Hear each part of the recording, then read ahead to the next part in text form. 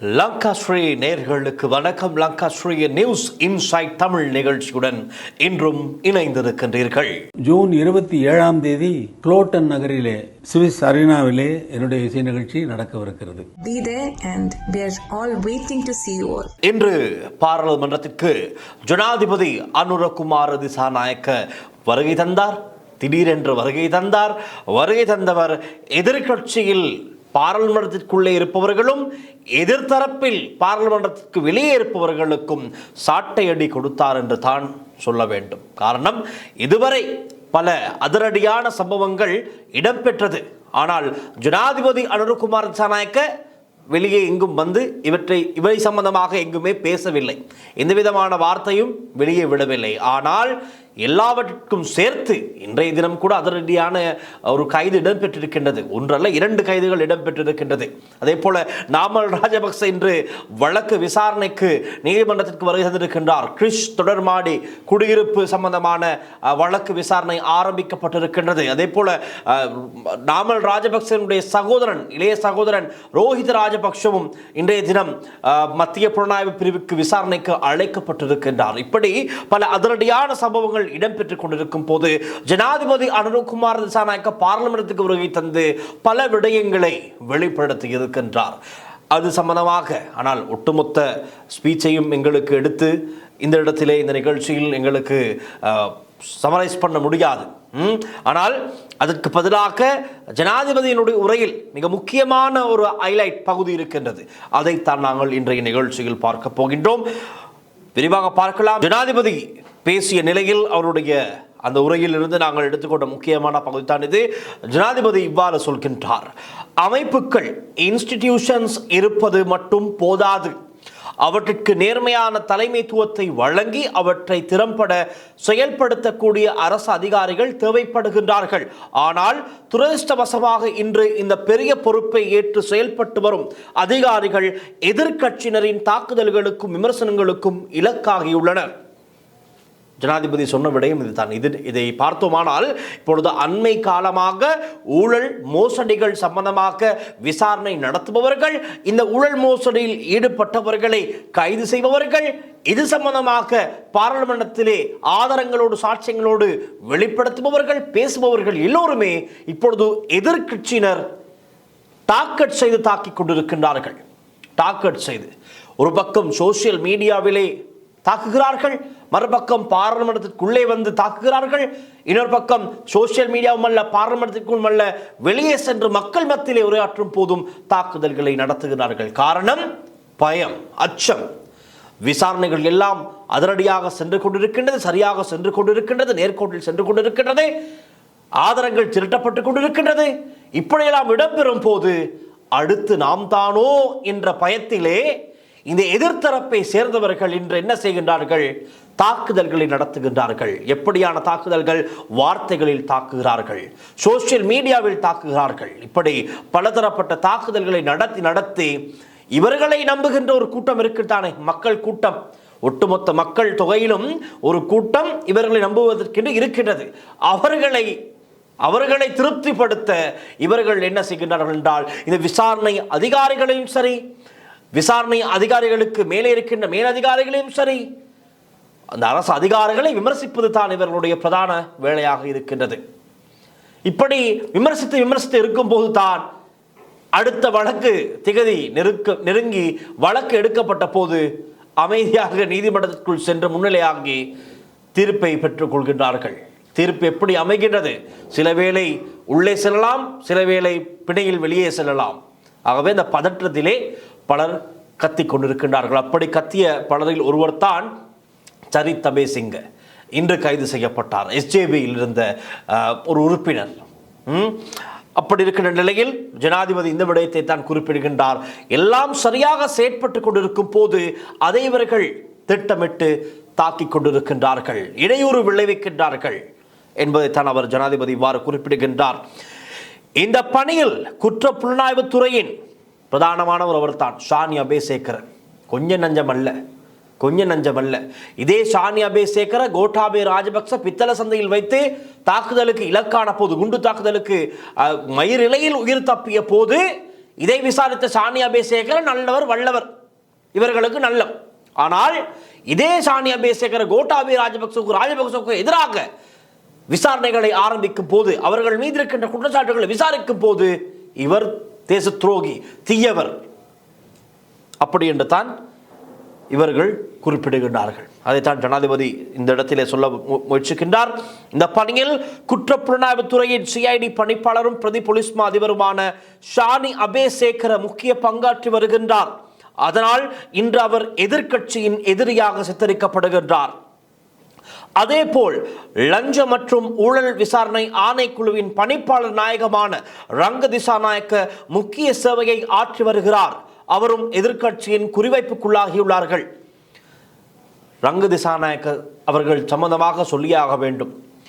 இவர் விசாரணைகளை சரியாக செய்கின்றார், இல்லை அரசாங்கத்திற்கு எதிராக முன்வைக்கப்பட்ட விசாரணைகளை இவர் தட்டி கழிக்கின்றார் என்று லஞ்ச மற்றும் ஊழல் விசாரணை ஆணைக்குழுவின் பணிப்பாளர் நாயகமான ரங்க திசாநாயக்கு எதிராக அதே ரங்க திசாநாயக்கவிடம் முறைப்பாடு செய்கின்றார்கள் என்றால் பார்த்துக் கொள்ளுங்கள் இந்த எதிர்க்கட்சியினர். அதை செய்தவர் தான் சானி தாக்குதலுக்குள்ளான சுகீஸ்வர பண்டார். சுகீஸ்வர பண்டார் உட்பட எதிர்க்கட்சியை சேர்ந்த ஒரு சிலர் சென்றார்கள். லஞ்ச மற்றும் ஊழல் விசாரணை ஆணைக்குழுவுக்கு சென்று அதன் பணிப்பாளர் ரங்க திசாநாயக்கவிடம் ஒரு முறைப்பாட்டை கையளிக்கின்றார்கள். என்னவென்று, இந்த லஞ்ச ஊழல் விசாரணை ஆணைக்குழுவின் பணிப்பாளர் ரங்க திசாநாயக்க ஒரு பக்க சார்பாக செயற்பட்டுக் கொண்டிருக்கின்றார். அரசியல் பழிவாங்கலுக்காக இவர் செயற்பட்டுக் கொண்டிருக்கின்றார். என்பிபி ஜேவிபியினுடைய தேவைக்கு ஏற்றபோல் இவர் செயற்பட்டுக் கொண்டிருக்கின்றார். பெலவத்த காரியாலயத்தில் என்ன சொல்லப்படுகின்றதோ அதற்கேற்றபோல் இவர் செயற்படுகின்றார். ஆகவே இவை விசாரிக்கப்பட வேண்டும் என்று அவரிடமே சென்று அவருக்கு எதிராக முறைப்பாடு செய்கின்றார்கள். அப்படி ஒரு எதிர்கூட்டம் தான் இலங்கையில் இருக்கின்றது. அதை செய்தவர் தற்பொழுது உள்ளே. ரைட். மேலும் பொது பாதுகாப்பு அமைச்சின் செயலாளர் ரவி செனவிரத்ன இந்த நடவடிக்கைகளில் முக்கிய பங்காற்றுகிறார். அவரும் எதிர்க்கட்சியினரின் தாக்குதலுக்கு உள்ளாகியுள்ளார். அதே போன்று அமைச்சர் ஆனந்த் விஜயபால இந்த நடவடிக்கைகளுக்கு வலுவான அரசியல் தலைமை வழங்கி வருகிறார். அதனால் அவரும் விமர்சனங்களுக்கு உள்ளாகியுள்ளார். சட்டமா அதிபர் திணைக்களத்தின் அதிகாரிகளும் இந்த நடவடிக்கைகளில் முக்கிய பங்காற்றுகிறார்கள். நீதித்துறையும் தனது கடமையை செய்து வருகிறது. ஆனால் கடந்த சில நாட்களாக நீதித்துறையே எதிர்க்கட்சியின் எதிரியாக சித்தரிக்கப்படுவதை நாம் காண்கின்றோம். அதில் முக்கியமான ஒருவர் தான் மேலதிக சொலிசிட்டர் ஜெனரல் திலீப பீரிஸ். சட்டமா அதிபர் திணைக்களம் சார்பில் மிக முக்கியமான வழக்குகளில் முன்னிலையாகின்ற திலீப பீரிஸ் அவர்கள் கடுமையான தாக்குதல்களுக்கு உள்ளாக்கப்பட்டார் கடந்த ஒரு சில நாட்களாக. காரணம், ஈஸ்டர் தாக்குதல் வழக்கிலே ராஜபக்ஷக்களுக்கு எதிராக ஆதாரங்களை திரட்டி நீதிமன்றத்தில் அவருடைய வாத திறமையால் முன்வைக்கும் போது ராஜபக்ஷக்களுக்கும் அவருடைய ஆதரவாளர்களுக்கும் எரிகிறது. அந்த எரிச்சல் தான் திலீப பீரிஸ் அவர்களையே கடுமையாக விமர்சிக்கும் அளவுக்கு இவருடைய செயற்பாடுகளை திட்டமிட்டு செய்து வந்தார்கள். அதைத்தான் ஜனாதிபதி அவர்கள் இந்த இடத்திலே குறிப்பிட்டு காட்டினார். பாருங்கள், நீதித்துறையே இப்பொழுது இந்த எதிர்க்கட்சியில் இருப்பவர்கள், எதிர்த்தரப்பில் இருப்பவர்கள் எதிரியாக பார்க்க ஆரம்பித்திருக்கிறார்கள் என்பதைத்தான் இந்த இடத்திலே குறிப்பிடுகின்றார். ஏன் ஜனாதிபதி கேட்கின்றார்?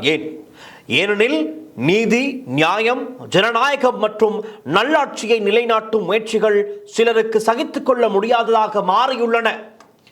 நீதி அவர்களுக்கு ஏற்றதல்ல, நியாயம் அவர்களுக்கு ஏற்றதல்ல, ஜனநாயகம் அவர்களுக்கு ஏற்றதல்ல, நல்லாட்சி அவர்களுக்கு ஏற்றதல்ல. இது உண்மையான நிலைமையாகும். உண்மைதான், இதுதான் உண்மையான நிலவரமாக இருக்கின்றது. இந்த நீதி, நியாயம், ஜனநாயகம், நல்லாட்சி என்பவற்றை எதிர்த்தரப்பில் இருப்பவர்களுக்கு ஏற்றுக்கொள்ள முடியாமல் இருப்பதால் தான் இத்தனை விடயங்களுக்கும் இடையூறு விளைவித்துக் கொண்டிருப்பதாக ஜனாதிபதி அனுரகுமார திசாநாயக்க என்று பாராளுமன்றத்தில் தெரிவிக்கின்றார். அரசின் ஆதரவுடன் குற்றங்கள் செய்யப்பட்டிருந்தால் அந்த குற்றவாளிகளை சட்டத்தின் முன் நிறுத்த வேண்டாமா? ஜனாதிபதி கேட்கின்றார். அது நாட்டை விட்டுவிடும் செயலா? அது தேச துரோகமா? இல்லை, அது ஒரு நாகரிகமான அரசை உருவாக்கும் முயற்சியாகும்.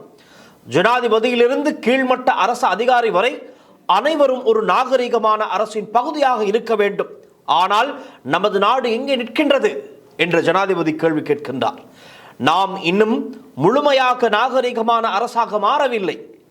எமது இராணுவத்திற்கும் புலனாய்வு அமைப்புகளுக்கும் நாம் மரியாதையையும் நன்றியையும் செலுத்துகின்றோம். நாட்டையும் மக்களையும் பாதுகாக்க அவர்கள் செய்த தியாகங்களை நாம் மதிக்கின்றோம். தேசிய பாதுகாப்பிற்காகவும் மக்களின் பாதுகாப்பிற்காகவும் நாட்டின் நிலைத்தன்மைக்காகவும் அவர்கள் செயற்பட்டால் அவர்களை எப்போதும் காப்பாற்றவும் கௌரவிக்கவும் நாம் கடமைப்பட்டுள்ளோம்.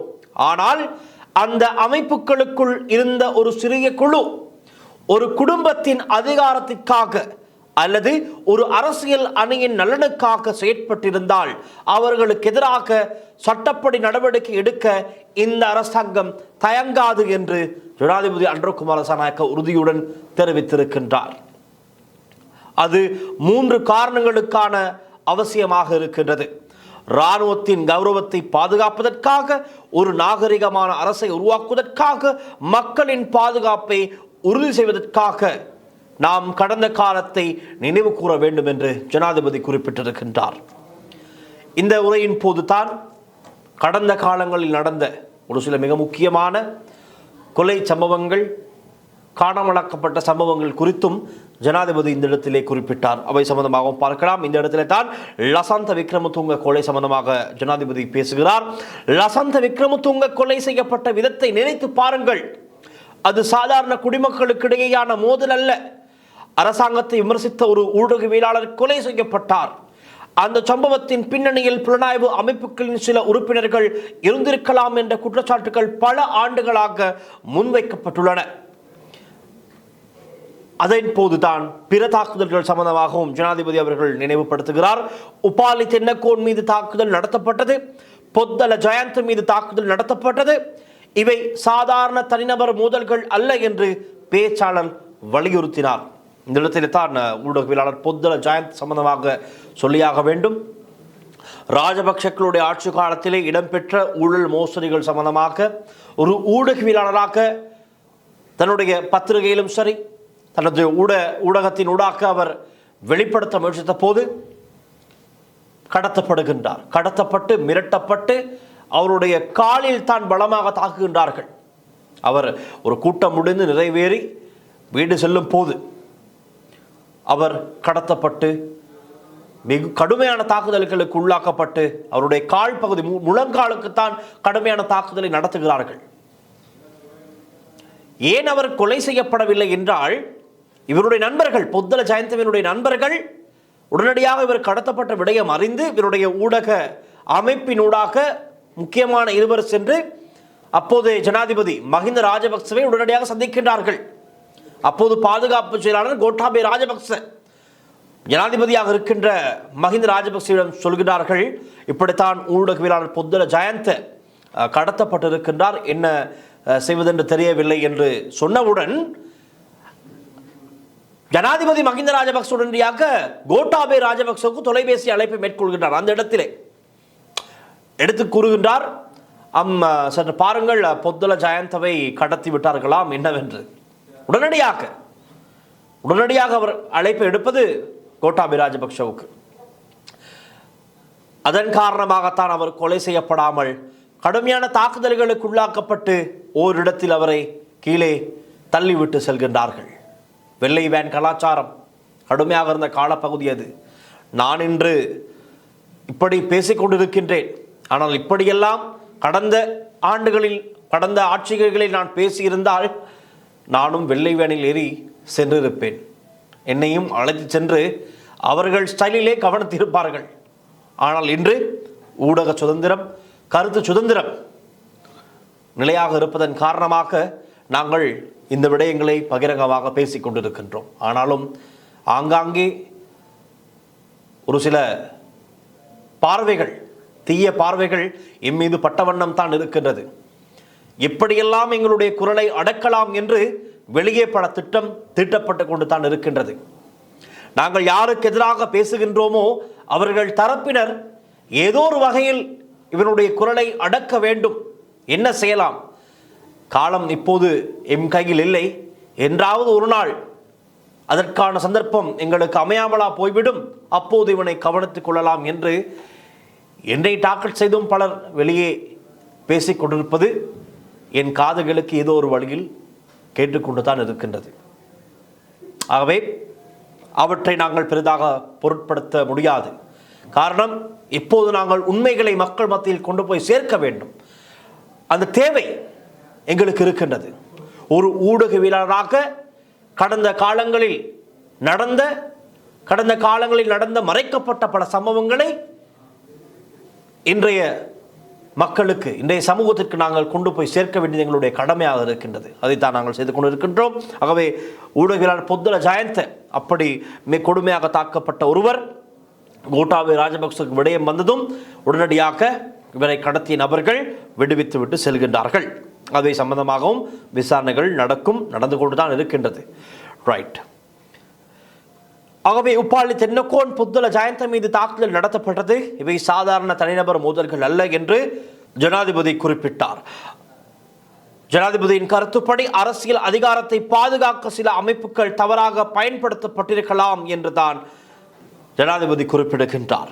அதே போலதான் வசீம் தாஜுதீன் மற்றும் ஈஸ்டர் தாக்குதல் சம்பந்தமாகவும் இந்த இடத்திலே ஜனாதிபதி அனுரகுமார திசாநாயக்க பேசியிருந்தார். வசீம் தாஜுதீன் மரணமும் இதே போன்ற சந்தேகங்களுடன் பேசப்படுகின்றது. அதேபோல் 2019 ஈஸ்டர் தாக்குதல் சம்பவமும் பல கேள்விகளை எழுப்பியுள்ளது. இந்த சம்பவங்களின் பின்னால் மிகச் சிறிய ஆனால் செல்வாக்கு மிக்க குழுக்கள் இருந்திருக்கலாம் என்ற சந்தேகங்கள் நீண்ட காலமாக நிலவுகின்றன. வெள்ளை வேன் பயம், ஒரு காலத்தில் இலங்கையில் வெள்ளை வேன் கலாச்சாரம் பற்றிய பயம் இருந்தல்லவா என்று பார்லிமெண்டத்திலே ஜனாதிபதி கேட்கின்றார். அடையாளமற்ற வாகனங்களில் மக்கள் கடத்தப்பட்டதாகவும் மிரட்டப்பட்டதாகவும் பல குற்றச்சாட்டுகள் எழுந்தன. இவை சாதாரண குடிமக்களுக்கிடையேயான பிரச்சனைகள் அல்ல என்று ஜனாதிபதி தெரிவித்தார். மாறாக அரசின் சில வளங்கள் அரசியல் நோக்கங்களுக்காக பயன்படுத்தப்பட்டதாகத்தான் ஜனாதிபதியினிடத்திலே குற்றம் சுமத்தியிருந்தார். சட்டத்தை அமல்படுத்த வேண்டிய கடமை ஒன்று இருக்கின்றது. அது சம்பந்தமாகவும் ஜனாதிபதி அவருடைய உரையில் குறிப்பிட்டிருந்தார். கடந்த காலங்களில் கடந்த ஆட்சிகளில் நடந்த இந்த கொலைகள் மற்றும் கடுமையான குற்றச்செயல்கள் குறித்து விசாரணை நடத்தி பொறுப்பு கூறச் செய்வது அரசின் கடமை என்று ஜனாதிபதி குறிப்பிட்டிருந்தார். இது பாதிக்கப்பட்டவர்களுக்கான நீதி, இராணுவத்தின் கௌரவத்தை பாதுகாத்தல், அரசின் நாகரிக தன்மையை உறுதிப்படுத்தல் என்ற 3 நோக்கங்களுக்காக இதை கட்டாயம் நாங்கள் செய்தே ஆக வேண்டும் என்று ஜனாதிபதி குறிப்பிடுகின்றார். இந்த விசாரணைகளுக்கு எதிராக நின்று பேசுவது யார் என ஜனாதிபதி கேட்கின்றார். பொதுவாக சட்டத்தை மதிக்கும் எந்த குடிமகனும் இந்த விசாரணைகளுக்கு எதிராக இருக்க முடியாது. அப்படியானால் எதிர்க்கக்கூடியவர்கள் யார்? குற்றங்களில் ஈடுபட்டவர்கள், அந்த குற்றங்களால் பயனடைந்தவர்கள், குற்றங்களின் மூலம் அதிகாரம் பெற்றவர்கள் மட்டுமே இப்படியான சம்பவங்களுக்கு விசாரணைகள் இடம்பெறும் போது அதற்கு எதிராக குரல் எழுப்பிக் கொண்டிருக்கின்றார்கள் என்று ஜனாதிபதி குறிப்பிடுகின்றார். இன்று ஷானி அபேசேகர, ரங்கு திசாநாயக்க, சட்ட அதிகாரிகள், போலீஸ் அதிகாரிகள் மற்றும் நீதித்துறை மீது கடுமையான தாக்குதல்கள் நடத்தப்படுகின்றன. அவர்கள் செய்த குற்றம் என்ன? இந்த நாட்டின் மக்களுக்கு எதிராக செய்யப்பட்டதாக கூறப்படும் குற்றங்களை வெளிச்சத்துக்கு கொண்டு வந்து விசாரணை நடத்துவதே. அதனால் அவர்கள் குற்றவாளிகள் அல்ல என்று ஜனாதிபதி தெரிவித்திருந்தார். யாரேனும் அதிகாரிகளை தனிப்பட்ட முறையில் மிரட்டி அல்லது அச்சுறுத்தி இந்த விசாரணைகளை நிறுத்த முடியும் என்று நினைத்தால் அது சாத்தியமில்லை என்றும் ஜனாதிபதி தெரிவித்திருந்தார். இந்த நடவடிக்கைகள் தொடரும். இந்த அதிகாரிகளுக்கு அரசாங்கம் ஆதரவாக நிற்கும். அதேபோல் நாட்டின் பொதுமக்களும் அவர்களுக்கு ஆதரவாக நிற்க வேண்டும் என்று நாட்டின் மக்களுக்கும் ஜனாதிபதி ஒரு வேண்டுகோளையும் விடுத்திருந்தார். குற்றவாளிகளுக்காக அல்ல, மக்களுக்காக செயல்படும் அதிகாரிகளுக்காக நிற்க வேண்டும். அதற்காக நாட்டின் அனைத்து குடிமக்களையும் ஒன்றிணைந்து ஆதரவு வழங்குமாறு ஜனாதிபதி அனுரகுமார திசாநாயக்க அழைப்பு விடுத்திருக்கின்றார். ஆகவே நாங்கள் இப்பொழுது பார்க்கின்றோம், கடந்த காலங்களில் கடந்த ஆட்சிகளின் போது இடம்பெற்ற பல்வேறு குற்ற சம்பவங்களுடன் தொடர்புடையவர்கள் சம்பந்தமாக இன்று விசாரணைகள் அதிரடியாக இடம்பெற்றுக் கொண்டிருக்கின்றது. நீதிமன்ற உத்தரவுகள் பிறப்பிக்கப்படுகின்றது, பிடியாணை பிறப்பிக்கப்படுகின்றது. ஆகவே இவற்றிற்கெல்லாம் பயந்து பதற்றத்திலே இன்று நீதித்துறையையே விமர்சிக்கும் அளவுக்கு எதிர்க்கட்சிகள் மாறியிருக்கின்றது. பயம், அடுத்து நாங்கள் தான் உள்ளே செல்ல போகின்றோமா? அடுத்த திகதியில் எங்களுடைய வழக்குத்தான் நீதிமன்றத்திலே விசாரணைக்கு எடுத்துக்கொள்ளப்பட போகின்றதா என்ற பயம். அந்த பயம்தான் இன்று இந்த நீதிமன்ற நடவடிக்கைகளை விமர்சிக்கும் அளவுக்கு இவர்களை மாற்றி இருக்கின்றது. இவர்கள் கூற முற்படுகின்றார்கள், நீதிமன்றம் சுயாதீனமாக இயங்குவதில் சந்தேகம் இருப்பதாக சொல்கின்றார்கள். இது அரசியல் பழிவாங்கல் வெளிப்படையாக இடம்பெறுவதாக குறிப்பிடுகின்றார்கள். இதுதான் எதிர்க்கட்சியினுடைய கருத்தாக இருக்கின்றது, பிரதான கருத்தாக இருக்கின்றது. சட்டம் கடுமையாக்கப்பட்டால் தான் இந்த நாட்டை சரியான பாதையில் கொண்டு செல்ல முடியும். அதுதான் பலருடைய எதிர்பார்ப்பாக இருக்கின்றது. அதே போல ஜனாதிபதி குறிப்பிட்டிருந்தார், இந்த வருட இறுதிக்குள்ளே பயங்கரவாத தடை சட்டத்தையும் நீக்குவதற்கான எல்லா வேலைப்பாடுகளும் இடம்பெற்றுக் கொண்டிருப்பதாக. அது எப்பொழுது நடக்கும் என்ற எதிர்பார்ப்பும் மக்கள் மத்தியிலே இருக்கின்றது. ஆனால் இதே பயங்கரவாத தடை சட்டத்தை பெயரை மாற்றி PTAவிற்கு பதிலாக PSTAவை கொண்டு வந்து எந்த விதமான மாற்றமும் செய்யாவிட்டால் அதுவும் விமர்சனத்துக்குள்ளாக்கப்படும் மக்களால். ஆகவே அவற்றில் அவதானம் செலுத்தி என்ன செய்ய வேண்டுமோ அதை சரியாக செய்வது தான் இந்த அரசாங்கத்தின் அடுத்து வரும் காலங்களை தீர்மானிக்கப் போகின்றது. பொறுத்திருந்து பார்க்கலாம். ஜனாதிபதியின் இன்றைய இந்த உரை, அதே போல இன்றைய இந்த முழு உரையிலும் நான் பார்த்த இந்த மிக முக்கியமான பகுதி குறித்து உங்களுடைய கருத்து என்ன? விசாரணை அதிகாரிகளுக்கு தாக்குதல்கள், அதாவது இவர்கள் திட்டமிட்டு நடத்துகின்ற தாக்குதல்கள், வன்மமாக நடத்துகின்ற தாக்குதல்கள், இணைய வழியாக மக்கள் சந்திப்புகளின் போது பொது வெளியிலே பார்லிமெண்டத்திலே இவர்கள் செய்கின்ற தாக்குதல்கள் சம்பந்தமாக உங்களுடைய கருத்துக்கள் என்ன? அதற்கு இந்த அரசாங்கம் எப்படியான பதிலை கொடுக்க வேண்டும்? உங்களுடைய பதில்களை கீழே கமெண்ட் செக்ஷனில் எழுதுங்கள். மீண்டும் நாளைய நிகழ்ச்சியில் சந்திக்கலாம். ஒளிப்பதிவாளர் லிசிஹருடன் நான் டில்ஷன் வின்சன். நன்றி, வணக்கம். ஜூன் 27ஆம் தேதி குளோட்டன் நகரிலே சுவிஸ் அரீனாவிலே என்னுடைய இசை நிகழ்ச்சி நடக்கவிருக்கிறது. Be there and we are all waiting to see you all.